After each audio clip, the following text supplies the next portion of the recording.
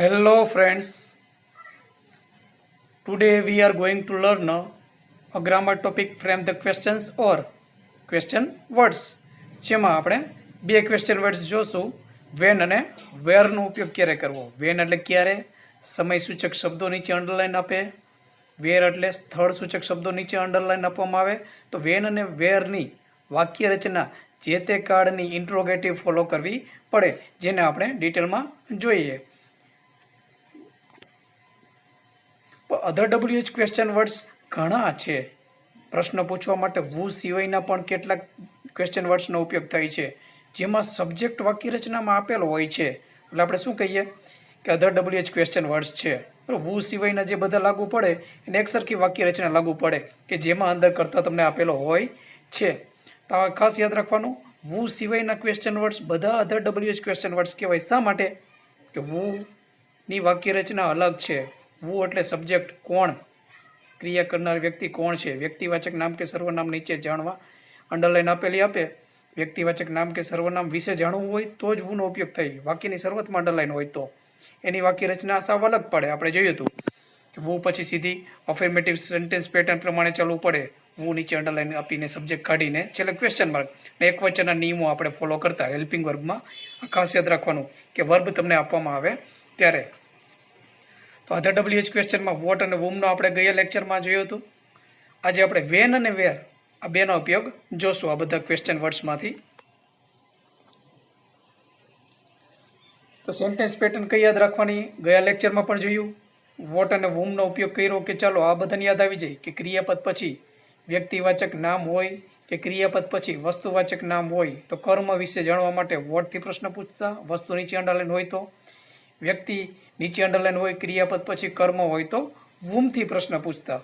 પણ અહીંયા આપણે ખાસ જોવાનું છે, કરતા તો વાક્યમાં હશે જ, પણ તમને વાક્યની અંદર એટલે કે વાક્યમાં ક્રિયાપદ પછી સ્થળ સૂચક શબ્દ કે સમય સૂચક શબ્દો આપે તો જ આપણે જોવાનું છે કે સમય સૂચક શબ્દો નીચે અંડરલાઈન છે, ક્રિયાપદ પછી અંડરલાઈન છે, બરાબર. તો સમય નીચે અંડરલાઈન હોય તો વેનનો ઉપયોગ, સ્થળ નીચે અંડરલાઈન હોય તો વેરનો ઉપયોગ. તો વાક્ય રચના ઇન્ટ્રોગેટિવ ફોલો કરવાની. આપણે બધા કાર્ડ જોયા, 12 કાર્ડ. 12 કાર્ડમાં ત્રીજી જે વાક્ય રચના હતી અફર્મેટિવ, નેગેટિવ અને ત્રીજી કઈ હતી? ઇન્ટ્રોગેટિવ, કે જેમાં કરતા વાક્યની શરૂઆતમાં હોય પણ બધા કાર્ડનું હેલ્પિંગ વર્બ ખબર હોવી જોઈએ. તો સાદો વર્તમાન હોય તો શું આવે? ડુ, ડઝ, ડુ અથવા ડઝ. હી, સી, ઇટ કે એક વચન નામ હોય તો ડઝ લખવું પડે. આઈ, વી, યુ, ધે કે બહુવચન નામ હોય તો પેલા ડુથી વાક્ય ચાલુ કરવું પડે. પછી સબ્જેક્ટ, પછી V1 ક્રિયાપદનું મૂળ રૂપ, પછી અધર વર્ડ, છેલ્લે ક્વેશ્ચન માર્ક. બરાબર. V1 કેસ દેખાય વાક્યમાં તમને એક્ઝામની અંદર MCQ આપેલા હોય એમાં. અને ક્રિયાપદ પછી અંડરલાઈન આપેલી હોય સ્થળ નીચે તો વેરથી પ્રશ્ન બને. સમય નીચે અંડરલાઈન હોય તો વેનથી પ્રશ્ન બને. પણ કાર્ડ ઓળખવાનો તો આપણે ગયા લેક્ચરમાં પણ જોયું, વર્બ અને હેલ્પિંગ વર્બ ઉપર ફોકસ કરવાનું. કયા કાર્ડથી પૂછ્યું એ કાર્ડની આ રીતે વાક્ય રચના લાગુ પડવાની રહેશે. ઉપર V2 હોય તો સમજી જવાનું સાદો ભૂતકાળ છે. તો ડીડ આપણે મૂકવું પડે. વેન કે વેર મૂક્યા પછી સ્થળ સૂચક શબ્દ નીચે અંડરલાઈન હોય તો વેન, સ્થળ નીચે અંડરલાઈન હોય તો વેર, એ ખબર પડી જશે. પણ V2 છે તો ડીડ, પછી સબ્જેક્ટ અને V1 કરવું પડે, પછી અન્ય શબ્દ વાક્યના છેડે અધર વર્ડ. ઉપર સેલવિલ કે V1, સેલવિલ સાથે V1 દેખાય તો સમજી જવાનું સાદો ભવિષ્યકાળ છે. તો આ વાક્ય રચના ફોલો કરવી પડે. વેન કે વેર, સેલ કે વિલ, સબ્જેક્ટ અને V1. ચાલુ કાર્ડ હોય તો એમિઝાર પ્લસ V4 ઉપર દેખાય તો ઈચ કાર્ડની ઇન્ટ્રોગેટિવ ફોલો કરવી પડે. એમિઝાર ક્વેશ્ચન વર્ડ્સ મૂક્યા પછી એમિઝાર, પછી કરતા, પછી V4, બરાબર. ચાલુ ભૂતકાળ હોય તો વોઝ વર પ્લસ V4 આપેલું હશે. તો કરતામાં જે હોય એ પ્રમાણે વોઝ અથવા વર આપેલું હશે એ જ તમારે રાખવાનું. પણ વોઝ કે વર આગળ, પછી સબ્જેક્ટ, પછી V4 ક્રિયાપદનું ING વાળું રૂપ. ચાલો ભવિષ્યકાળ હશે તો ક્વેશ્ચન વર્ડ્સ તો ચાલો ઓળખી લેશો બધા કે વેન આવે કે વેર આવે. સ્થળ નીચે અંડરલાઈન હોય તો વેર, સમય નીચે અંડરલાઈન હોય તો વેન, એ બધાને ખબર પડી જશે. પણ ખાસ શું જોવાનું છે આપણે કે તમારે સેલ કે will plus B plus V4 દેખાય, સેલ બી કે વિલ બી પ્લસ V4 દેખાય તો આપણે શું કરવાનું? સેલ બી ને વિલ બી બંને આગળ નથી લેવાનું, પણ સેલ કે વિલ પછી સબ્જેક્ટ પછી બી લખીને V4 લખવાનું થશે. તો આ બાબત ઉપર ખાસ ફોકસ કરવાનું રહેશે. પછી અધર વર્ડ, એટલે ચાલુ કાળમાં V4 જ હશે, ટુ બીના રૂપ જોવાના અને આ વાક્ય રચના લાગુ પડવાની થશે.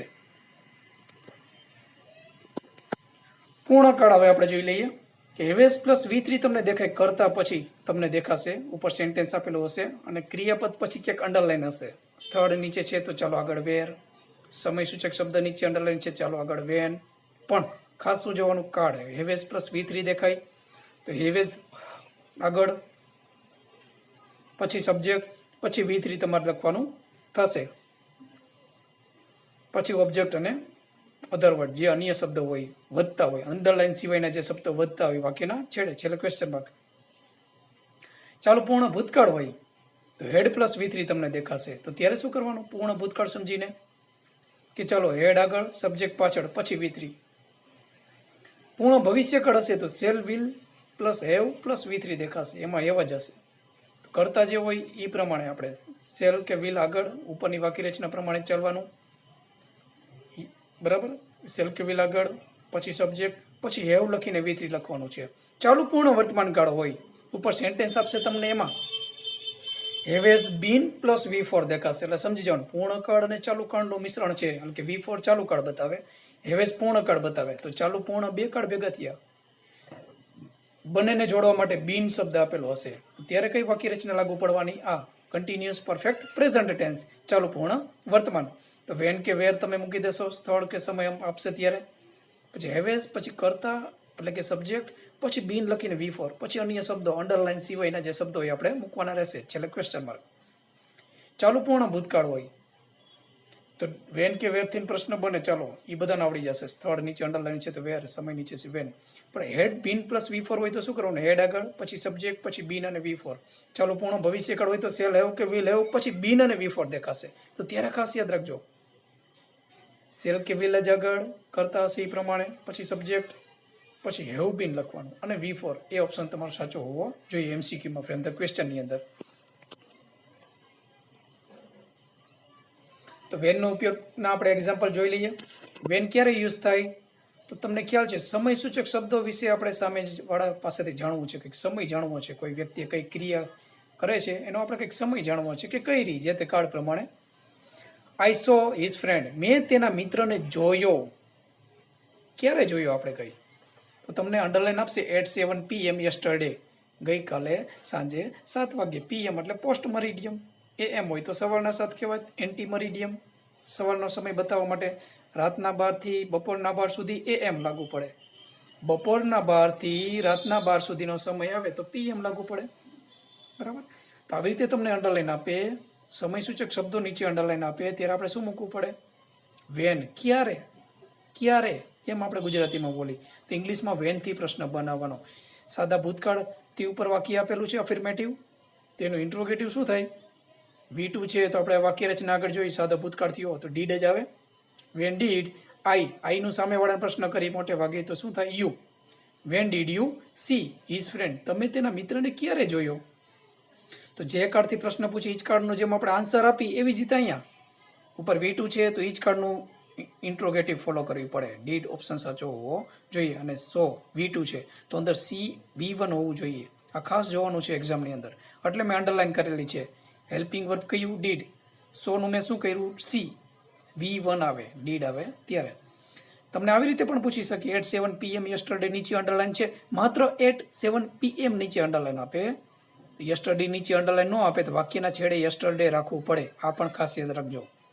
Van did you see his friend yesterday એમ પણ કોઈ પૂછે ગઈકાલે તમે તેના મિત્રને ક્યારે જોયો યસ્ટરડે નીચે અંડરલાઈન ન હોય તો તમારે યસ્ટરડે લખવું પડે. વેનથી પ્રશ્ન પૂછે ત્યારે at 7 PM અંડરલાઈન હોય તો વેન આવી ગયું at 7 PM નીકળી જશે. પણ યસ્ટરડે નીચે અંડરલાઈન ન હોય તો પાછળ રાખીને પછી ક્વેશ્ચન માર્ક કરવો. આ પણ ખાસ ધ્યાન રાખવું.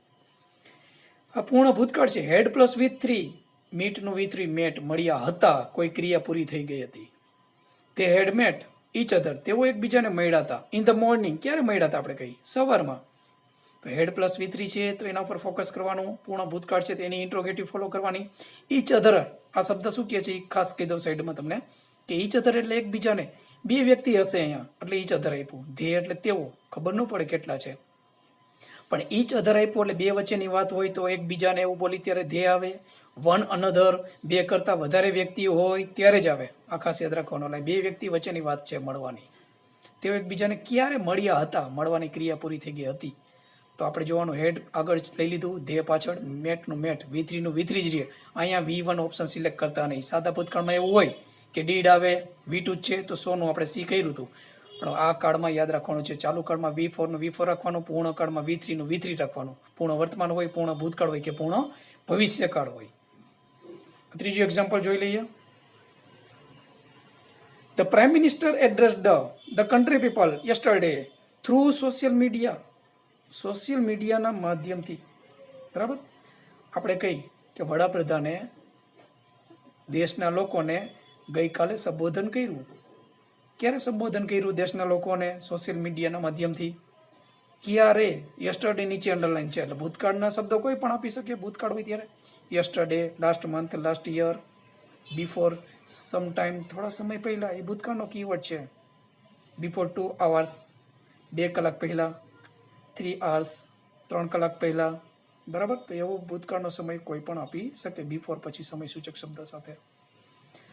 તો આપણે ખ્યાલ આવે. હાલો, V2 છે એ સાદો ભૂતકાળ છે, ઈડી વાળું રૂપ, બરાબર. ઈડી તો V3 ગણાય. આમાં કેમ પડે ખબર પડે V2? કારણ કે કોઈ હેલ્પિંગ વર્બ નથી. હેવેઝ પ્લસ V3 હોત તો ઈડી આપેલું હોત તો પૂર્ણ વર્તમાન કાળ થઈ જાત. હેડ પ્લસ એડ્રેસ્ડ આપેલું હોત તો પૂર્ણ ભૂતકાળ થઈ જાય. વિલ હેવ પ્લસ એડ્રેસ્ડ આપેલું હોત તો પૂર્ણ ભવિષ્યકાળ થઈ જાય. તો અહીંયા V3 ગણાય. પણ અહીંયા એવા કોઈ હેલ્પિંગ વર્બ ટુ હેવના રૂપ આપેલા નથી, એટલે પૂર્ણકાળ સમજવાના નથી. અહીંયા V2 સમજવાનું છે. તો હેલ્પિંગ વર્બ કયો આવે? સબ્જેક્ટ પહેલા did. When did the prime minister address, ed કાઢી નાખ્યું, V2 નું આપણે V1 કરી નાખ્યું, રેગ્યુલર વર્બ, બરાબર. ઈડી લગાડીને રેગ્યુલર વર્બ છે એનું V2 કરી નાખ્યું હતું, આપણે V1 પાછું કરી નાખ્યું. Van did the prime minister address the country people through social media. Social મીડિયાના માધ્યમથી વડાપ્રધાને દેશના લોકોને ક્યારે સંબોધન કર્યું? તો ગઈકાલે, બરાબર. જે કાળથી તમને વાક્ય આપ્યું હોય એ જ કાળથી પ્રશ્ન બનાવી નાખ્યો. સાદો ભૂતકાળ છે તેનાથી જ પ્રશ્ન બને. આ જ વસ્તુ ક્યાં કામમાં આવે? એક્ઝામની અંદર. મોટે ભાગે 10મા અને 12માં એવું બને, ભૂતકાળના પેરેગ્રાફ વધારે પૂછાય. તો ડીડ પ્લસ V1 દેખાય તો હકારમાં આ રીતે જવાબ આપવાનો. ધ પ્રાઇમ મિનિસ્ટર એડ્રેસનું એડ્રેસ V2 કરવું પડે, જે ઘણા લોકો કરતા નથી. ડીડ કાઢી નાખવું પડે હકારમાં જવાબ આપો ત્યારે. નકારમાં આપો તો આવે ડીડ નોટ પછી V1, બરાબર. ડઝ કે ડુ હોય તો નીકળી જાય, કરતા પછી V1 કેસ વાળું રૂપ કરવું પડે. જે કાળથી આન્સર આપે એ કાળથી જેમ પ્રશ્ન બનાવી છે અહીંયા, એવી રીતે એક્ઝામમાં પણ યાદ રાખવાનું. પેરેગ્રાફ રીડ કર્યા પછી ક્વેશ્ચન ક્યાં કાળનો છે એ જ કાળની અફિર્મેટિવ ફોલો કરવાની. નેગેટિવ જવાબ આપતા હોય તો નેગેટિવ ફોલો કરવાની થાય. આ ખાસ યાદ રાખવાનું. ક્વેશ્ચન વર્ડ હોય તો એ જે તે ક્વેશ્ચન વર્ડ હોય એનો આન્સર જે ક્રમે આવતો હોય એ જ ક્રમે રાખવો પડે. આ વેનથી પ્રશ્ન પૂછી જવાબ તમે જો આપતા હોય તો વાક્યના છેડે આપી શકો. સ્થળ છે તો સ્થળ ક્રિયાપદ પછી લખી શકો. આ વસ્તુ યાદ રાખવાની. જે કાળથી પ્રશ્ન પૂછે એ જ કાળનો જવાબ આપવાનો, જે ક્રમે જવાબ આપતો હોય. વોટથી પ્રશ્ન પૂછે તો શું, આપણે વસ્તુનું નામ આપી ક્રિયાપદ પછી જવાબ લખવો પડે. પણ અહીં આપણે પ્રશ્ન બનાવીએ છીએ. આ વેન આપણે જોયું સમય જાણવા માટે. હવે સ્થળ જાણવા માટે શેનો ઉપયોગ થાય? તો કે વેર. સ્થળ સૂચક શબ્દ દેખાય એટલે બધાને ખબર પડી જાય, ચાલો સર વેર જ આવશે. પણ મેં હેલ્પિંગ વર્બ ને વર્બ ઉપર ફોકસ આપ્યો છે. શા માટે? કાળ ઓળખવાનો, એ જ કાળનું પ્રશ્નાર્થ બનાવવાનું થશે. સ્થળ સૂચક શબ્દો જાણવા ચાલો વેર જોઈ લઈએ. He lives in a big house. તે એક મોટા મકાનમાં રહે છે. આપણે કે તે ક્યાં રહે છે? તો સાદા વર્તમાન કાળથી પ્રશ્ન પૂછ્યો ક્યાં એટલે વેર કે રહે છે. તો સાદા ભૂતકાળથી પ્રશ્ન બનાવते ડીડ કરતા એમ સાદા વર્તમાનમાં ડુ અને ડઝ યાદ રાખવું પડે. તો એસ કી એસ વાળો રૂપ છે તો ડુ આવે કે ડઝ? તો એસ કી એસ દેખાય તે ડઝ સાચો ઓપ્શન, બરાબર. વેર ડઝ હી, ડઝ આવે એટલે યાદ રાખવાનું જ કે એસ કી એસ કાઢવાનો. Live, where does he live, તે ક્યાં રહે છે? તો ઇન અ બિગ હાઉસ, મોટા મકાનમાં. આ એમ ન કરે ઇન વેર, બરાબર. આ ખાસ યાદ રાખજો. પ્રિપોઝિશન આવે અમુક જગ્યાએ ક્યાંથી, તો અહીંયા આપણે ફ્રોમ લખવું પડે. પણ ક્યાં રહે છે એવું બોલે, ક્યાં માં એવું નથી બોલતા, તો ઇન આગળ લખવાનું ન થાય, બરાબર. મોટા મકાનમાં રહે છે. દે લેફ્ટ ધ જોબ, તેઓ નોકરી છોડી દીધી. ક્યાંથી? તો અહીંયા ખાલી ક્યાં નથી બોલતા. વેરનું ગુજરાતી ક્યાં થાય બરાબર. પણ ક્યારેક પ્રિપોઝિશન આવા જો બોલવા પડતા હોય ભાષાની અંદર, ગુજરાતીમાં પણ, તો ઇંગ્લિશમાં પણ સ્વાભાવિક છે બોલવા જ પડે. દે લેફ્ટ ધ જોબ, તેઓ નોકરી છોડી દીધી. જો લીવ, લીવ LEAVE, લીવ એટલે કોઈ જગ્યાએથી નીકળવું કે કોઈ જગ્યાએ છોડવી, આ યાદ રાખજો. Leave LEAVE. V1 છે સાદા વર્તમાન કાળનો રૂપ. V2 સાદા ભૂતકાળ, બરાબર. લેફ્ટ. તો આપણે જોવાનું અહીંયા શું બોલી, સ્થળ ચાલો એ તો બરાબર વેર આવશે, પણ આગળ ફ્રોમ છે તો ફ્રોમ આપણે લખવું પડે. ફ્રોમ નીચે અંડરલાઈન આપે કે ન આપે તમારે યાદ રાખવાનું છે. ક્યાંથી એવું જો બોલવાનું થતું હોય સ્થળ આપ્યું હોય ત્યારે તો ફ્રોમ વેર કરવું પડે, ખાલી વેર ન ચાલે. અને ખાલી વેર લખો તો પણ ચાલે, પણ પાછળ ફ્રોમ હોવું જોઈએ, ફ્રોમ કાઢી નાખેલું હોવું જોઈએ નહીં. ફ્રોમ વેર સાદો ભૂતકાળ એટલે ડીડ આગળ આવી ગયું, હેલ્પિંગ વર્બ, ઇન્ટ્રોગેટિવ ફોલો કરી, આગળની વાક્ય રચના બધી જોઈએ એ પ્રમાણે. From where did they left, લેફ્ટનું V1 શું થાય, લીવ કરી નાખ્યું, LEAVE, the job, other word જે કંઈ શબ્દો વધતો હોય લખવા પડે. છેલ્લે ક્વેશ્ચન માર્ક. તેઓએ નોકરી ક્યાંથી છોડી દીધી?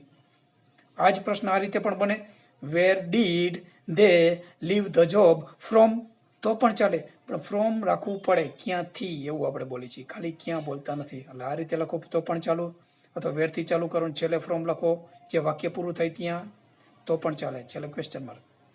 He is going from Rajkot, તે રાજકોટ જઈ રહ્યો છે એવું નથી કહેતા, જોજો ખાસ, તેઓ રાજકોટથી જઈ રહ્યો છે અત્યારે, તો આપણે એમ કે ક્યાંથી જઈ રહ્યો છે, બરાબર. તો સ્થળ નીચે અંડરલાઈન આપી, રાજકોટ નીચે ફ્રોમ આગળ છે તો રાખવું પડે, બરાબર. અંડરલાઈન ફ્રોમ નીચે આપે કે ન આપે, મેં આગળ કીધું એ પ્રમાણે તમારે ખાસ યાદ રાખવાનું, સ્થળ સૂચક શબ્દ હોય અને ત્યારે ફ્રોમ રાખવાનું થશે.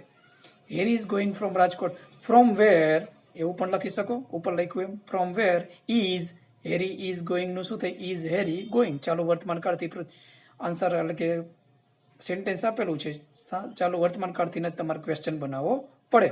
From where is Harry going, અથવા આ રીતે જેમ આપ્યું છે એમ, where is Harry going from, ઈ ઇઝનું શું થઈ જાય, ચાલુ વર્તમાન કાળમાં ઇઝ હી, બરાબર. ટુ બીના રૂપ આપે તે યાદ રાખવાનું, ચાલુ વર્તમાન કાળ છે, V4 છે તો ઇઝ આગળ, કરતા જ આગળ છે પાછળ, V4નું V4 જ રાખવું પડે ચાલુ કાળમાં, પૂર્ણ કાળમાં V3નું V3 જ રાખવું પડે, હકાર હોય નકાર હોય પ્રશ્નાર્થ હોય, આ ખાસ યાદ રાખવાનું છે.